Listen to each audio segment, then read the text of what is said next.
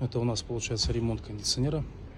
Мы здесь заменили сразу, получается, двигатель вентилятора, вместе с лопастью поставили совсем другое, чтобы оно функционировало правильно.